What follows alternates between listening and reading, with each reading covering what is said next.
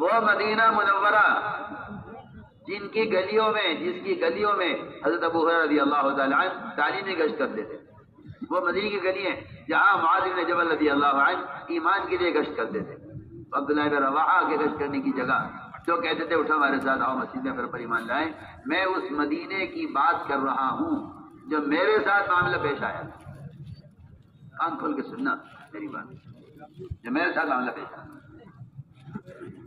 میں اپنی آنکھ کو دیکھا، اپنے ساتھ پیش آنے والے واقعات سے عرض کر رہا کہ وہ مدینے کی گلیاں جہاں صحابہ مسجد میں لوگوں کو لانے کے لیے گشت کیا کرتے تھے، میں اپنی قیامگاہ سے اٹھا، نماز کے لیے مسجد جا رہا تھا، مسجد نبوی میں نماز تیار تھی، شاید 2000 میں رمضان میں تھے، میں حرم کے اور اپنی قیامگاہ کے درمیان میں تھا، اچانک 5-6 آدمی وہ آئے ہر طرف سے آ کے مجھے گھیر لیا اور میری خوشامد کرنے لگے اور میری منت سماجت کرنے لگے کہ یہ اس دکان میں چلو کچھ سامان خرید دو، اس دکان میں چلو کچھ سامان خرید دو۔ میں نے کہا میں نماز کے لیے جا رہا ہوں، نماز کو قریب ہے کہ نہیں جی آپ ہو جائے گی نماز، بھی نماز میں تو ابھی ٹائم ہے، آپ بس 5 منٹ کے لیے دکان میں آ جائیں۔ آپ میری بات پر توجہ دے، میں کچھ کہہ رہا ہوں۔ جو لوگ ان گشتوں کو اہمیت نہیں دیتے اور جن ملاقاتوں کو ہلکا سمجھتے ہیں وہ کان کھول کے سنیں۔ وہ مدینے کی گلیاں جہاں امام المحدثین ابو ہریرہ، امام العلماء معاذ بن جبل اور عمر بن الخطاب جیسے صحابہ گلیوں میں گشت کر کے لوگوں کو مسجد میں لاتے تھے، آج اس مدینے کی گلی میں نماز کے لیے مسجد میں جانے والے آدمی کو دکانوں کے ایجنٹ پکڑ کر انہیں دکان میں لے جا رہے ہیں۔ وہ کہہ رہا میں نماز پڑھنے جا رہا ہوں، یہ کہہ رہے نہیں پڑھ لینا بعد میں نماز، تم سامان لے لو۔ یہ نحوست اس بات کی جا کے دیکھ لو، آپ کو مدینہ منورہ کی مسجد میں حرم میں دکانوں کے ایجنٹ ملیں گے جو سبوں کے درمیان پھر رہے ہوں گے اور لوگوں کی تشکیل کریں گے کہ چلو دکان پہ چلو کچھ سامان خرید دو۔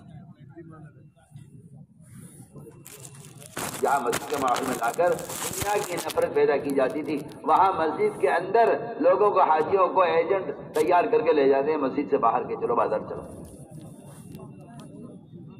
میرے دوستوں میں کچھ کہہ رہا ہوں،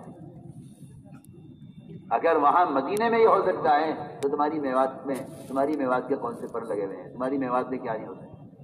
تم رو رہے ہو، معاشرہ بگڑ رہا ہے، شراب خانے کھل رہے ہیں، بے پردگی آ رہی ہے، لڑکیاں اغوا ہو رہی ہیں، یہ سب اس لیے ہو رہا ہے کہ تم نے لوگوں کو دعوت دے کر انہیں عمل کی طرف نہیں بلایا۔ اگر تم دعوت دے کر عمل کی طرف لاؤ گے، شیطان دعوت دے کر گناہوں کی طرف لے جائے گا، اور تمہیں چلہ لگاؤں نہ لگاؤں، چابی نہ لگاؤں، مقامی کام کروں نہ کروں، مسجد کی آبادی کروں نہ کروں، آپ ابھی اس چکر میں ہیں کہ اور بھی تو کام ہے خیر کے کرنے کے، یہ کام تھوڑی ہے۔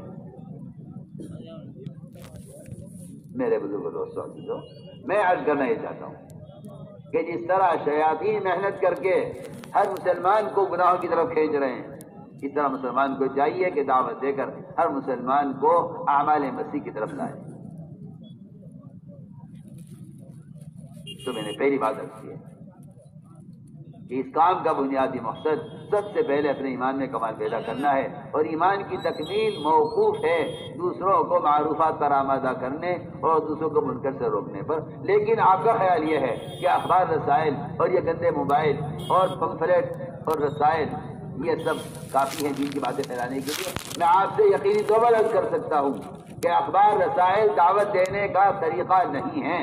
اس کے اندر جو کچھ لکھا ہوا ہے یہ معروفات کا علم ہے، یہ معروفات کی معلومات ہے، یہ منکرات کی معلومات ہے، منکرات کا علم ہے۔ اس کو دعوت نہیں کہتے، دعوت کہتے ہیں اپنے بدن کو استعمال کرنا، کسی کو دین سمجھانے کے لیے، کسی کی خوشامد کرنے کے لیے، کسی کے پاس چل کر جا کر اس کو دین پر آمادہ کرنے کو دعوت کہتے ہیں۔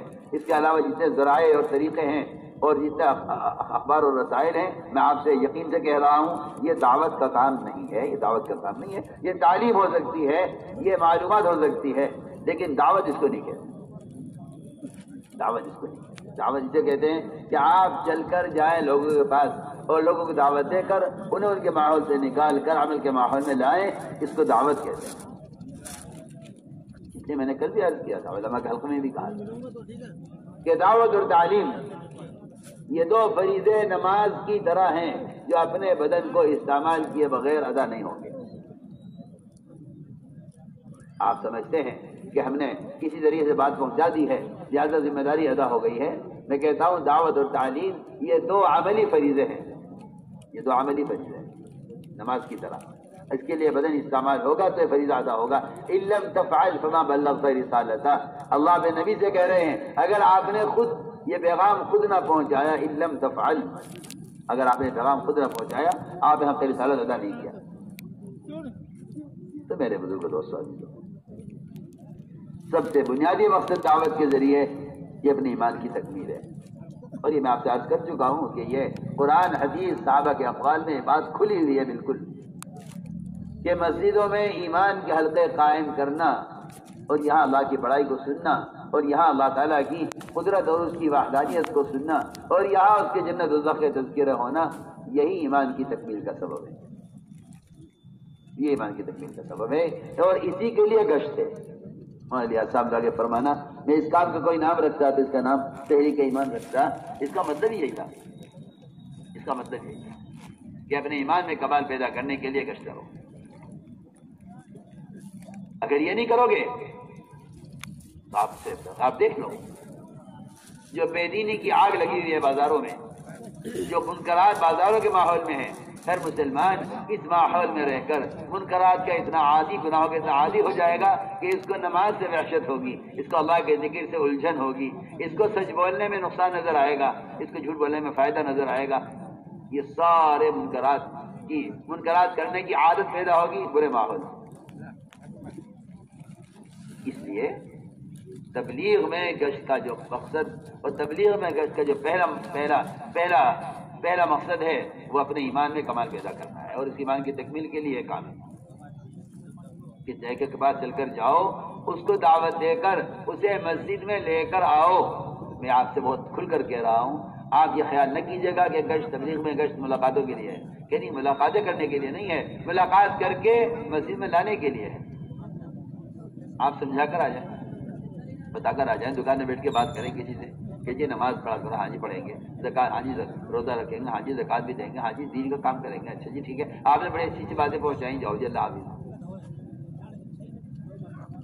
وہ جہاں تھا وہیں کا وہیں. آپ مجھے بتائیں تو صحیح، بیمار آدمی گھر میں پڑا ہوا ہے، آپ اس بیمار آدمی کو دوا کھانے کی ہدایات دے کر اور اس کو دوا کھانے کی ترغیب دے کر آ جائیں، لیکن آپ اسے اسپتال نہ لے کر آئیں، آپ اس کا چیک اپ نہ کرائیں، آپ اسے ڈاکٹروں کو نہ دکھلائیں. مجھے بتاؤ بیماری ٹھیک ہو جائے گی یا بڑھے گی؟ بولو. میں یہ کہنا چاہتا ہوں، آپ سمجھ رہے جی میں نے تو ملاقات کری تھی اور میں نے تو اس کو بتا دیا تھا نماز فرض ہے، اب پڑھے نہ پڑھے اس کی مرضی ہے. ارے گھر میں دادا بیمار پڑا ہے، پودے اٹھا کے لے جائیں گے اسپتال؟ نہیں ابا جی ہمیں آپ کی جان پیاری ہے، آپ کی تکلیف دیکھی جاتی ہے. بتاؤ کیا جو علاج اسپتال میں ہوگا وہ گھر میں ہو سکتا ہے؟ ہم یہ تو عرض کر رہے ہیں. حضور اکرم صلی اللہ علیہ وسلم کا یہ معمول تھا، آپ نئے آنے والوں کو مسجد کے ماحول میں رکھا کرتے تھے. اس ماحول میں رہنے سے وقت پر نماز ملے گی، وقت پر تلاوت ملے گی، وقت پر تہجد ملے گی، وقت پر تعلیم ملے گی. جس طرح اسپتال کے ماحول میں ڈاکٹر وقت پر آ کر دیکھیں گے، وقت پر دوائیں ملیں گی، یہ صحتیاب ہو جائے گا. ایسے آپ صلی اللہ علیہ وسلم کا معمول تھا کہ آپ صلی اللہ علیہ وسلم نئے آنے والوں کو مسجد کے ماحول میں رکھا کرتے تھے اور یہ کہتے تھے، آپ فرماتے تھے حدیث میں، اعمال مسجد سے بڑھ کر دلوں کو دین کے لیے اور دلوں کو ہدایت کے لیے اور کوئی چیز نرم کرنے والی نہیں ہے. ورنہ آپ جانتے ہیں کہ وقت ثقیف آیا تھا، اہل ثقیف انہوں نے کہا تھا اسلام تو قبول کریں گے، لیکن اللہ مجھے معاف فرمائے آج کل کے مسلمانوں کی طرح کہ نماز نہیں پڑھیں گے، زکوٰۃ نہیں دیں گے، روزہ نہیں رکھیں گے، دین کی محنت نہیں کریں گے، اپنے بدھ کو بھی 3 سال تک نہیں توڑیں گے. ایسے کفر شرک کے ماحول سے آئے تھے. آپ نے فرمایا انہیں مسجد میں رکھو اور مسجد میں رہیں گے تو یہ اعمال مسجد ان سے زیادہ دل کو نرم کرنے والی اور کوئی چیز نہیں ہے۔ ارق لقلوبہم، آپ نے صاف فرمایا کہ سب سے زیادہ دل کو نرم کرنے والی چیز وہ مسجد کے اعمال کا اثر ہے جو دلوں کو نرم کر دے گا۔ آپ جانتے ہیں سمام بن اسال مسجد میں رکھا آپ نے ان کو، وہ کہتے تھے مجھے قتل کر دو، میں دین پر نہیں چلوں گا، تم میرا مال لے لو، میں دین قبول نہیں کروں گا۔ آپ سمجھا رہے کہ نہیں جی قتل کر دو، مجھے مار دو، میں تمہارا دین قبول نہیں کروں گا۔ آپ نے فرمایا اس کو مسجد میں رکھو۔ ایک دن گزرا، 2 دن گزرے، تیسرے دن فرمایا کھول دو اس کو، ہو گیا اس کا علاج۔ جو آدمی دین سے انکار کر رہا تھا وہ آپ پہ جان دینے کو تیار ہے، آپ کا دین اختیار کرنے کو تیار ہے۔ آپ سنیے تو صحیح، ابھی تک تو ہماری طبیعتوں میں یہ بات نہیں ہے کہ بھائی بازار کی ساری بھیڑ کو اکٹھا کر کے لے آؤ مسجد میں، 100 آدمی 200 آدمی مسجد میں بیٹھے ہیں، آپ دین سمجھا رہے، آپ کلمہ یاد کرا رہے، اس کی نماز ٹھیک کرا رہے، اسے وضو کرنا سکھلا رہے۔ علماء اگر مسجد کو وقت دیں اور صبح سے لے کے شام تک مسجد میں ہلچل رہے، میں سمجھتا ہوں تم میوات کے علماء اگر اس کو ٹھان لو اور تمہاری مسجدیں مدرسے بن جائیں تو میں سمجھتا ہوں یہ باہر جو آگ لگ رہی ہے ارتداد کی اور گندے معاشرے کی، یہ سارا نظام درست ہو سکتا ہے اور یہ ساری بے دینی ختم ہو سکتی ہے۔